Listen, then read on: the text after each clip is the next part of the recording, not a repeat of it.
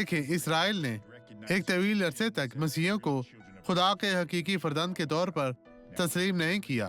اب ان کے درمیان ایک تحریک چل رہی ہے اور وہ بچائے جا رہے ہیں۔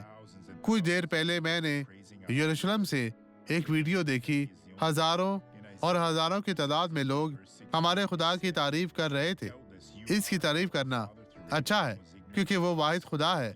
یسایہ باب 63 آیت 16 میں درج لکھا ہے، وہ یہ اس طرح کہتا ہے، یقیناً تو ہمارا باپ ہے، اگرچہ ابراہم ہم سے ناواقف ہو اور اسرائیل ہم کو نہ پہچانے۔ تو اے خداوند ہمارا باپ اور فدیہ دینے والا ہے، تیرا نام ازل سے یہی ہے، باقی سب بھول جائیں۔ آپ خدا کے فرزند ہیں۔ اگر آپ نے یسوع کو قبول کیا ہے تو شیطان آپ کو چھو نہیں سکتا۔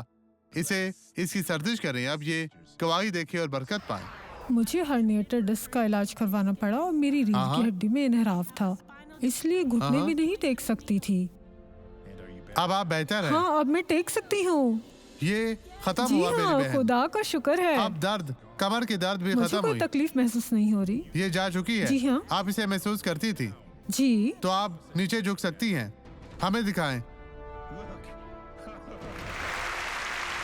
اسے دیکھیں میرے بھائیوں، یہ بہت ہی خوبصورتی سے جھک رہی ہے۔ آپ پہلے ایسا نہیں کر سکتی تھی، تو ٹھیک ہے، کرتی جائیں، کہیں خدا کا شکر ہو، یہ بہت ہی خوبصورت ہے۔ آئیں اب دعا کریں۔ باپ، یہ جان کر بہت اچھا لگتا ہے کہ تو اپنے فرزندوں کو برکت دیتا اور انہیں اپنی خدمت کے لیے چنتا ہے۔ خدا تو نے ہمیں بے سہارا نہیں چھوڑا، ہم اس کے لیے تیرے شکر گزار ہیں۔ بدی، اب ان لوگوں کو چھوڑ دے، ان کی زندگی سے چلی جا، یسوع کے نام میں۔